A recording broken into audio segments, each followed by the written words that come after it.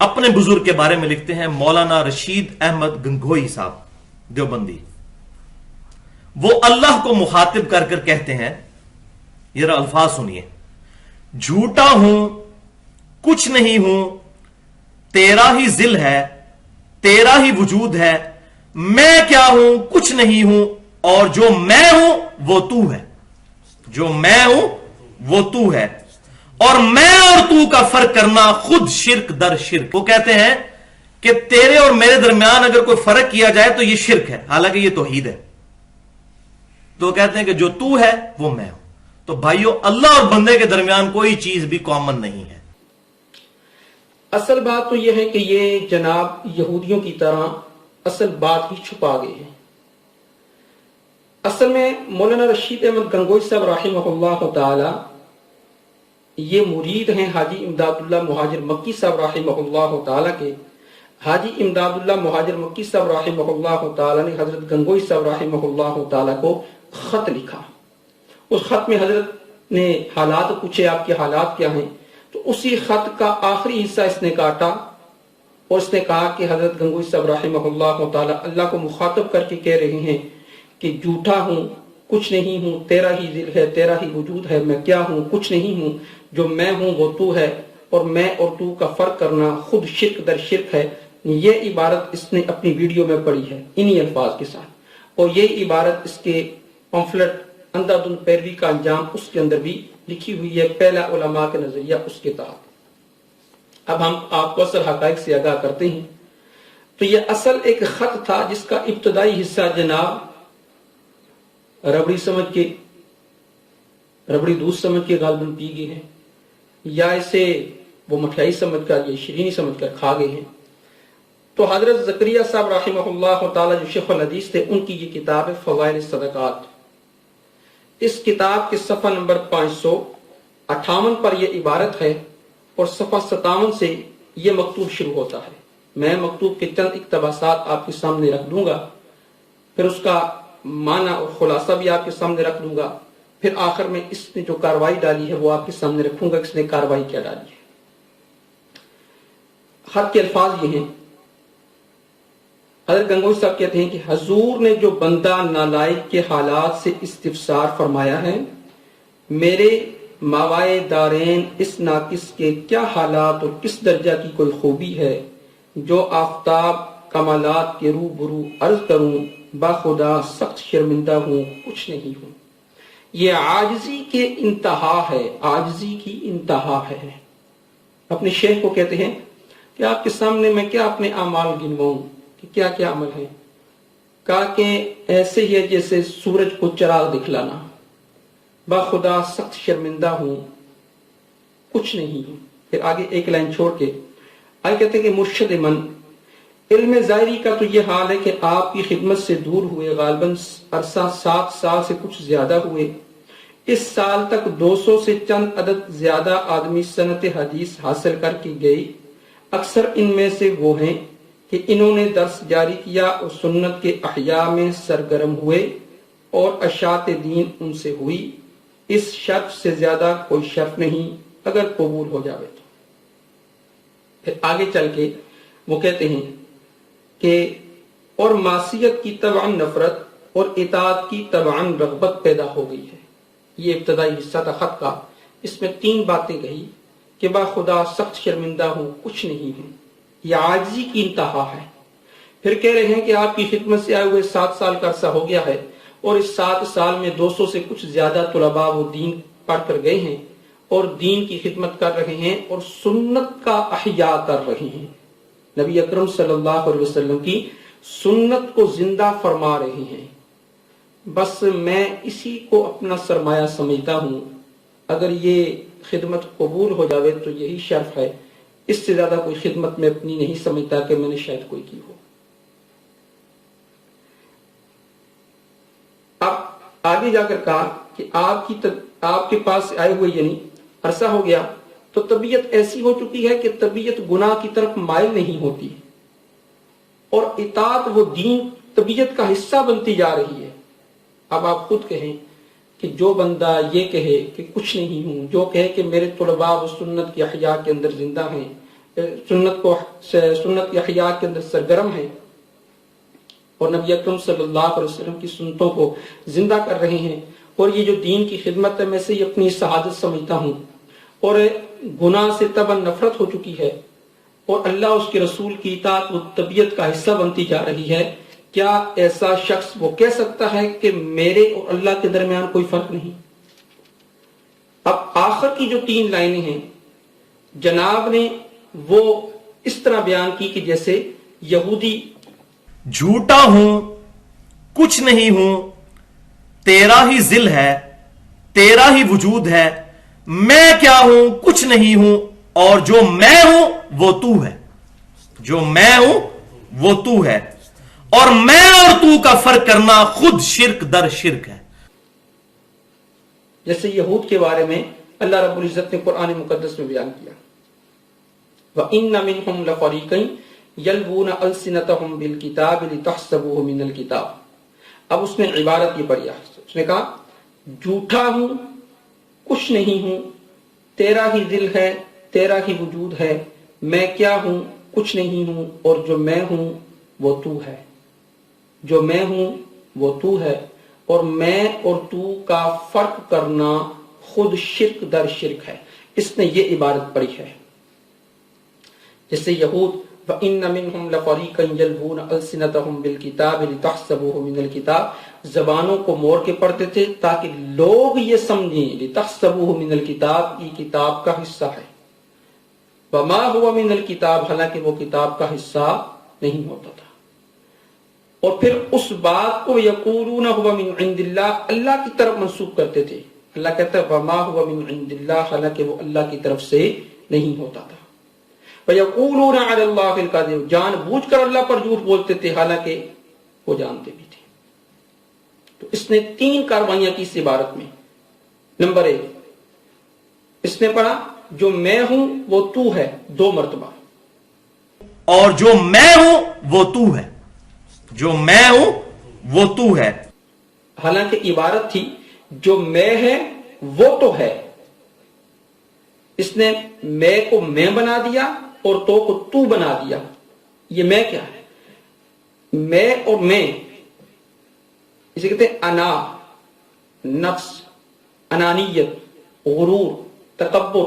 یہ میں اور میں دونوں لکھنے میں ایک ہی طرح کے ہیں، جیسے شیر اور شیر لکھنے میں ایک ہی طرح ہیں، لیکن پڑھنے میں ایک کو شیر پڑھیں گے دوسرے کو شیر پڑھیں گے، معنی دونوں کا الگ الگ ہے۔ شیر وہ ہوتا ہے کہ اگر انسان اس کے سامنے آئے تو انسان کو چیر پھاڑ کے کھا جاتا ہے، اور شیر وہ ہوتی ہے جسے انسان کھاتا ہے۔ تو معنی اور پڑھنے کے اندر دونوں الگ الگ ہیں۔ تو میں اور میں لکھنے میں ایک ہی طرح کے ہیں لیکن پڑھنے میں کیا تھے؟ الگ الگ تھے۔ تو عبارت یہ تھی جو میں ہے وہ تو ہے، اس نے پڑھی جو میں ہوں وہ تو ہے۔ تو اس میں جو انانیت ہے اس کے بارے میں تو قرآن خود کہتا ہے لَقَدِ اسْتَكْبَرُوا فِي أَنفُسِهِمْ وَعَتَوْا عُتُوًّا كَبِيرًا۔ قرآن کہہ رہا ہے کہ انہوں نے اپنے نفس کے اندر تکبر کیا، وَعَتَوْا عُتُوًّا كَبِيرًا، حد انسانیت سے نکل گئے۔ فرعون نے کیا کہا تھا؟ انا ربکم الاعلی، میں تمہارا بڑا رب ہوں۔ اور ابراہیم علیہ السلام نے جب نمرود سے کہا نا اذ قال ابراہیم ربی الذی یحیی و یمیت، تو کیا کہا نمرود نے؟ انا احیی و امیت، میں بھی زندہ کرتا ہوں میں بھی مارتا ہوں۔ تو یہ میں تکبر جو ہے، اس تکبر کے بارے میں گنگوئی صاحب رحمہ اللہ تعالی فرما رہے ہیں۔ قرآن کہتا ہے کہ وَلَهُ الْكِبْرِيَاءُ فِي السَّمَاوَاتِ وَالْأَرْضِ، یہ تکبر، کبریائی یہ تو اللہ کے لیے ہے۔ اور حدیث قدسی ہے، نبی اکرم صلی اللہ علیہ وسلم نے فرمایا، اللہ رب العزت فرماتے ہیں کہ الکبریاء ردائی والعظمت ازاری، یہ کبریائی، یہ عظمت، یہ تو میری چادر ہے۔ فمن نازعنی واحدا منہما، اگر کوئی ان دونوں میں سے کسی ایک میں بھی مجھ سے جھگڑا کرے گا، القیتہ فی جہنم فلا ابالی، اسے جہنم کے اندر ڈال دوں گا اور اس کی پرواہ تک نہیں کروں گا۔ اس میں نفس، غرور، تکبر کے بارے میں حضرت گنگوئی صاحب رحمہ اللہ تعالیٰ کہہ رہے ہیں، شعراء نے جس کو اپنی کلام کے اندر ذکر کیا ہے، بلے شاہ رحمہ اللہ تعالیٰ کیا فرماتے ہیں کہ مکے گیاں گل مکدی نہیں پاویں 100 جمعے پڑھائیے، اور گنگا گیاں گل مکدی نہیں پاویں 100 غوطے کھائیے، اور گیاں گیاں گل مکدی نہیں پاویں 100 پند پڑھائیے، بلے شاہ گل تا مکدی جدو دلو میں مکائیے۔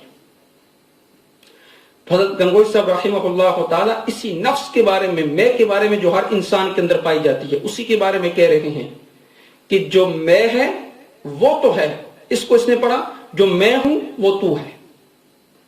حضرت گنگوئی صاحب نے کیا کہا؟ جو میں ہے وہ تو ہے، اور میں اور تو خود شرک در شرک ہے۔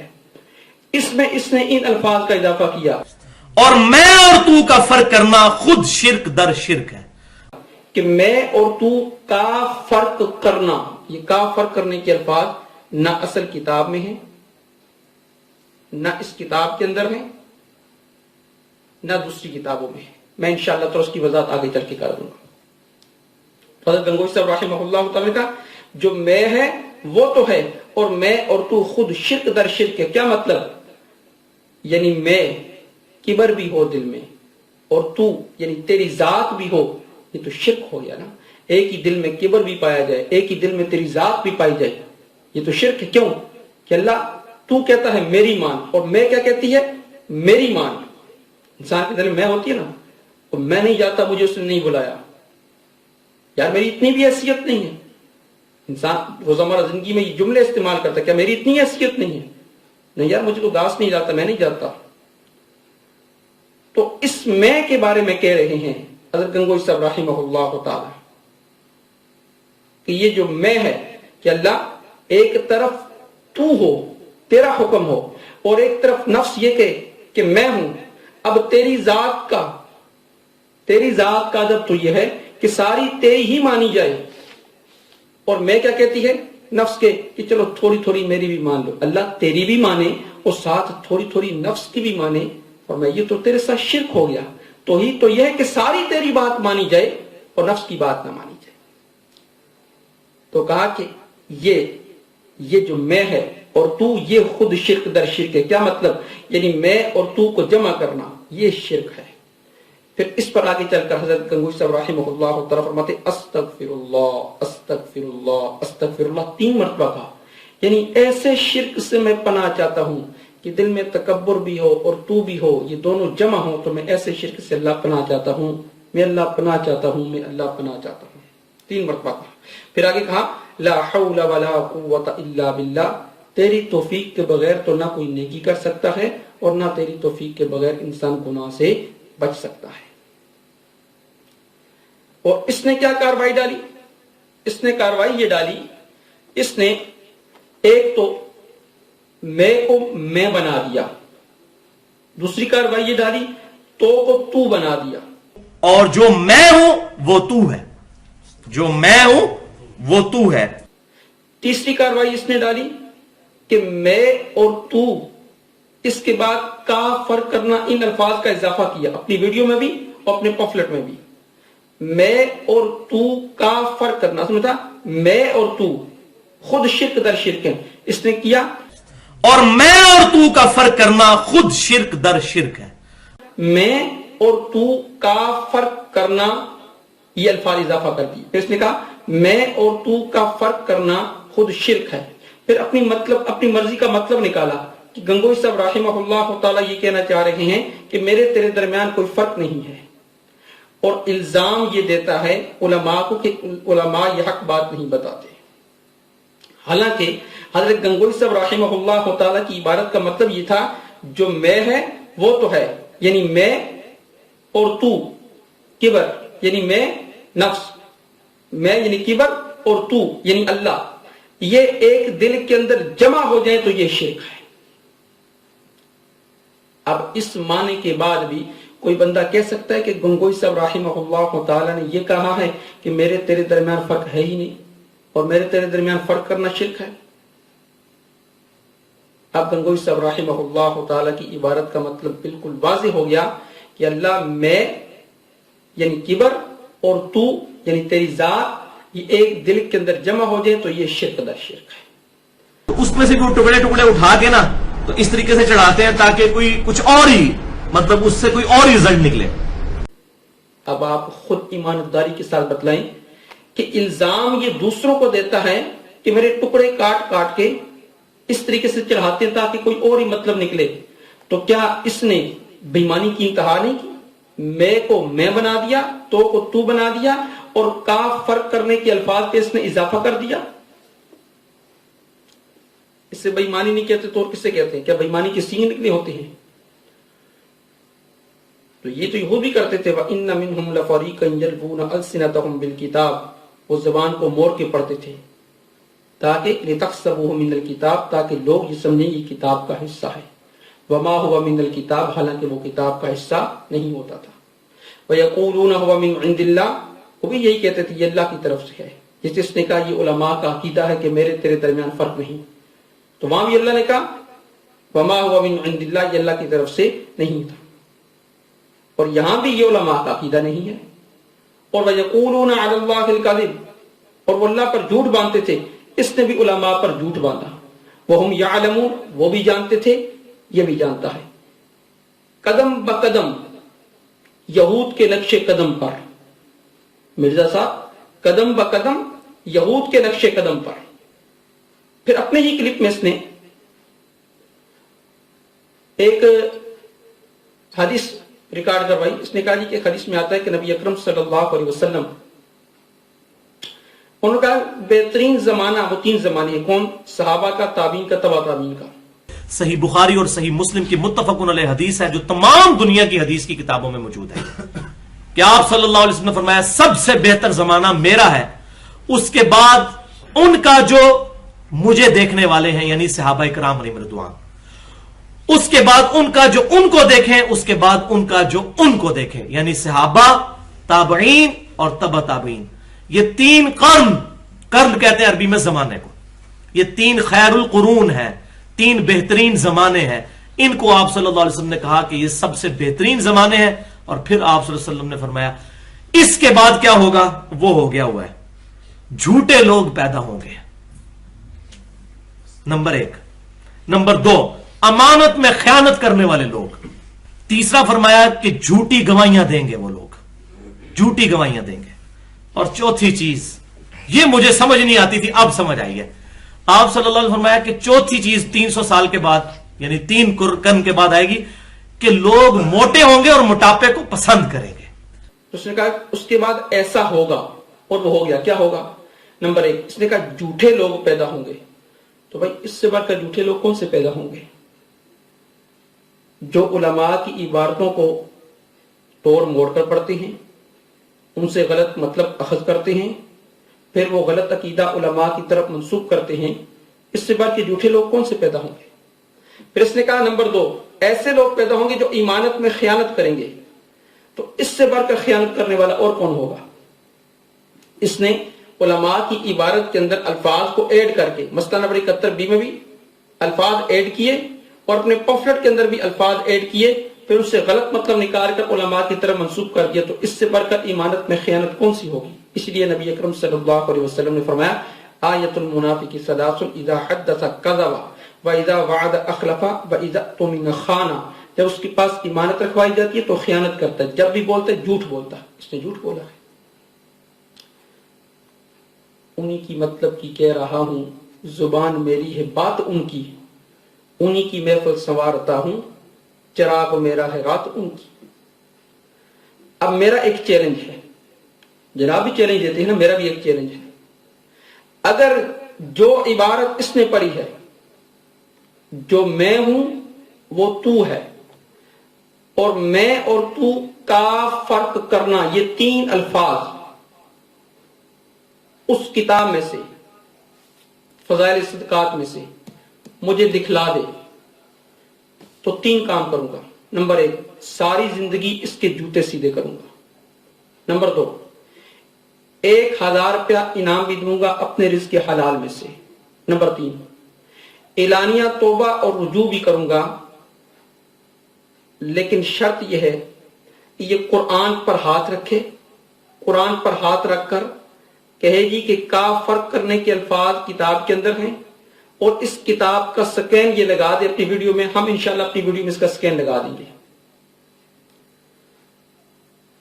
لیکن رب کعبہ کی قسم کھا کر کہتا ہوں کہ نہ یہ سکین لگائے گا اور نہ یہ رجوع کرے گا اور نہ اس کا جواب دے گا.